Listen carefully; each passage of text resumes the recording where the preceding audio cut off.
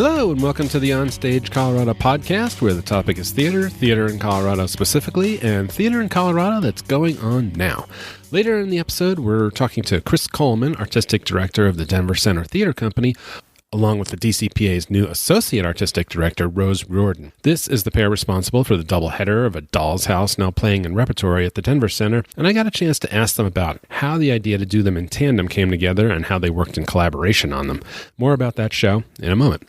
But first, let's do some quick previews of some shows the OnStage Colorado review crew is writing about. Our reviewer Lane Ware saw the quality of life at Benchmark Theater in Lakewood and said it packs an emotional punch.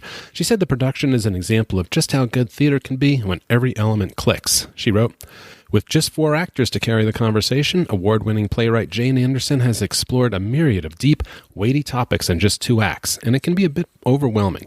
The play delves into its namesake, the quality of our lives, by touching upon such topics as surviving post-trauma, religious dogma, the use of legal and in some states illegal substances, interpersonal dynamics, and familial bonds. But to Anderson's credit, the dialogue is interlaced throughout with humor and honesty, which gives it some well-timed and needed levity."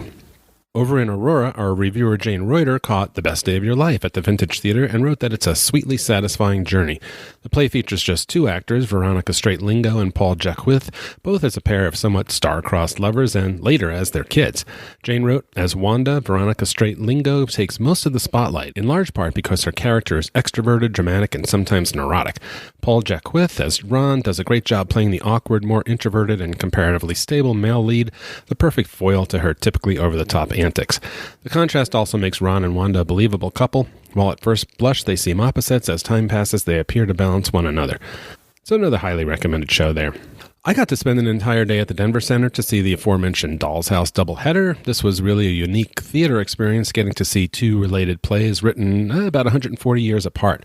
Chris Coleman directs the original, which has simply extraordinary performances by Mariana McClellan as Nora and Michael Shantz as Torvald. I also thought Zachary Andrews did a great job as the scheming bank clerk Krogstad. It's a well-done revival of a classic play that many of us have heard of, but maybe not have actually seen, and it's clear why it's remained in the cultural conscious for so many years. In the final famous scene, Nora makes what seems like a hasty decision to leave Torvald and her children, and when she walks out the door, we don't know what happens to her. In 2017, playwright Lucas Hnath set out to answer that with a more comedic take called A Doll's House Part 2. In this one, Nora is back after 15 years, and she needs something from Torvald. She first encounters the maid, Anne-Marie, played by a brassy and funny Leslie O'Carroll. Nora, played by Barbara Wingard, is a new woman, flamboyant, wealthy, and confident. But there's just one teensy-weensy thing she needs from Torvald, and that sets up the action in the play, as her jilted husband, played by Leif Norby, is not inclined to help her with anything. It's a very funny, satisfying Part 2 to A Doll's House, and wonderfully directed by Rose Riordan. You don't have to see both of them, but if you can, I'd highly recommend it, and on Sundays they show them back-to-back, and that's really the way to go if you can swing it. Okay, in a minute we will talk to Chris and Rose about Nora and Torvald, but first let's whip around the state and see what's opening in the next 10 days or so. In Carbondale, it's A Walk in the Woods at Thunder River Theater Company, running through October 12th. I'm actually heading up there today to go see that show, so I'll have a review in a couple of days. In Boulder, Mamma Mia takes over from Beauty and the Beast at the Boulder Dinner Theater, so that's running October 5th all the way through February 22nd, so if you haven't seen Mamma Mia yet, boy, this is another chance for you. At the Dairy Arts Center, it's Faces of Boulder Ballet on October 6th. And up in Breckenridge, Sweeney Todd, the Demon Barber of Fleet Street at the Breckenridge Backstage Theater, October 3rd through 27th. In Colorado Springs, The Curious Incident of the Dog in the Nighttime is at the Colorado Springs Fine Arts Center at Colorado College, running through October 20th. And at the Springs Ensemble Theater, great little small theater up there that does really interesting shows. They're doing By the Bog of Cats, running through October 13th. In Conifer, Motherhood Out Loud at the Stage Door Theater, October 4th through 20th. And in the Denver metro area, another Sweeney Todd at the Bug Theater in Denver from Equinox Theater, and that runs through October 19th. At the Buntport, Universe 92 through October 19th. That's the show that's got a Roomba as a character. And on Monday, September 30th, strange day for a show, usually Mondays, but that's when actors like to have fundraisers, and that's when Miscast is showing at the Aurora Fox. It's a fundraiser for the Denver Actors Fund, and we'll be going to that one, and it should be a lot of fun. At the Bitsy Stage in Denver, The Necromancer's Stone, one for the kids, October 3rd through November 23rd. Another one for the kids, Goodnight Moon, starts at the Denver Center Conservatory Theater October 4th through February 16th, and there's going to be many, many shows of this, I'm kind of looking forward to taking my grandchildren to see it, although I'm a little concerned about staying awake for it, because that was a book that I always read to my kids that I would always fall asleep before they did. At the Arvada Center, Neil Simon's Plaza Suite, October 4th through November 10th. Colorado Ballet, Don Quixote at the Denver Center Ellie Calkins Opera House, October 4th through 13th. And another one for the kids at the Lone Tree Arts Center on October 6th, Passport to Culture, Charlotte's Web. And I think that combines the Charlotte's Web story with some sort of an educational program. Down in Durango, the Durango Arts Center has The Humans from October 4th through 13th. And way back up again to Fort Collins, Every Brilliant Thing at the Debut Theater through October 19th. I think that's at the Lincoln Center, and we'll have a review of that. In Fountain, Harvey at the Fountain Community Theater, October 4th through 12th. At Jester's Dinner Theater, October 4th to December 1st, it's The Addams Family. And in Parker, The Big Show, 9 to 5, the musical, at Parker Arts Pace Center through October 13th, and we'll have a review of that as well. Finally, in Windsor, Leading Ladies at the Windsor Community Playhouse runs through October 13th. So, lots going on out there in the Colorado theater world. So, now it's time to take a listen to my interview with Chris Coleman and Rose Riordan at the Denver Center as we talked about the dual productions of A Dollhouse and A Doll's House Part 2. Here's the interview.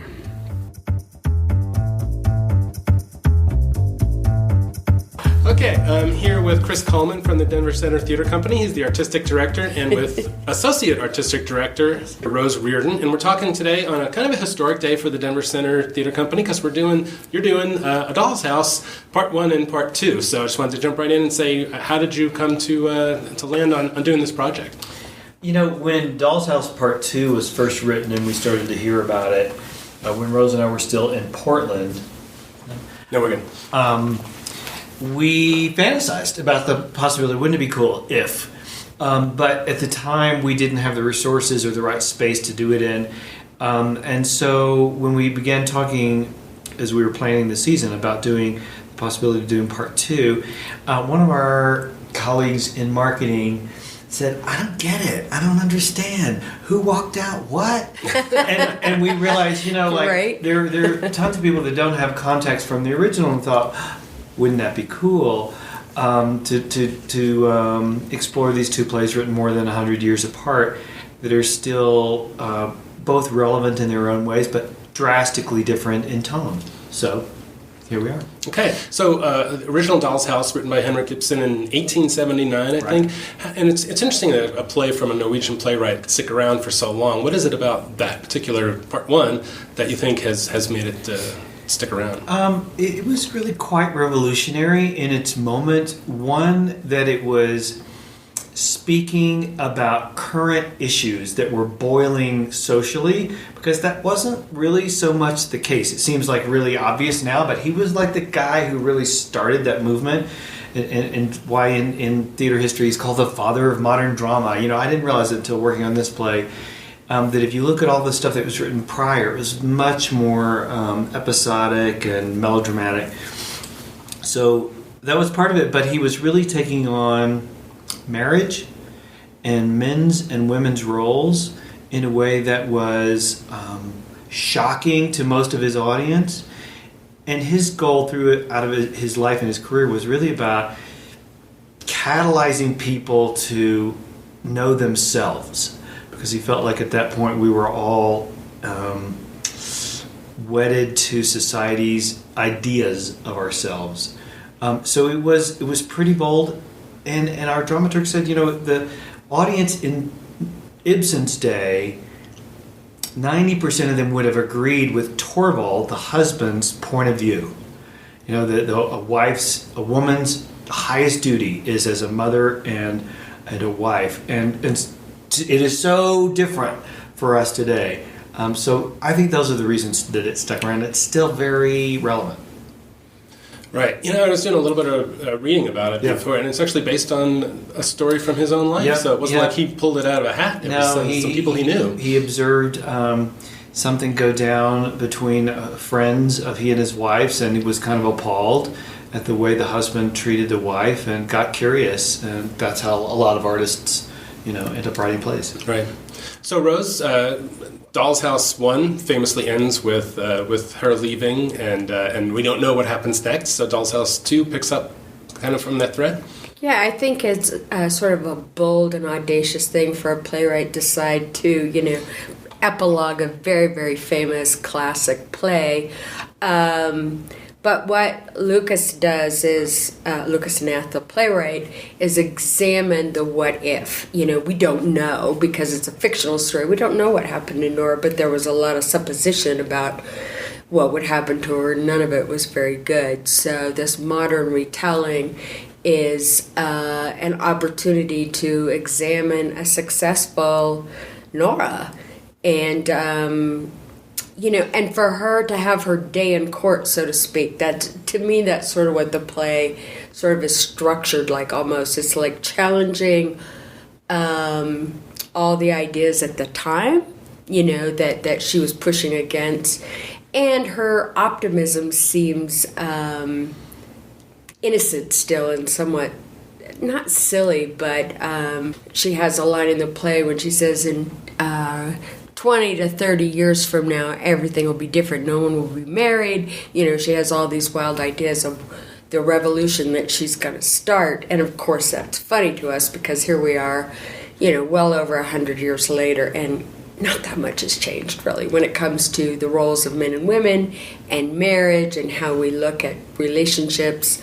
Nora and Torvald are having the same arguments and conversations that people today are having, and we're noticing that in previews that Nora has this 3-page monologue where she basically appeals to Anne Marie's better nature about why she left her kids behind, what her goals were, and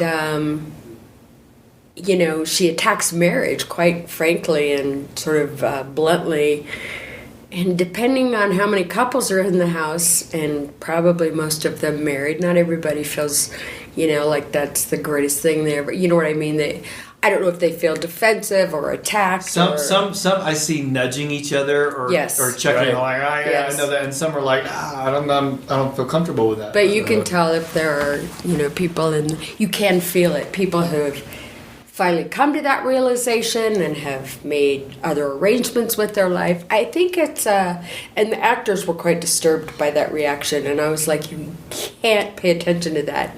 Your job is to tell this story, and Nora's job is to fight this fight. She believes in this, so you can't be intimidated by the fact that, people are having responses. Yeah. Right.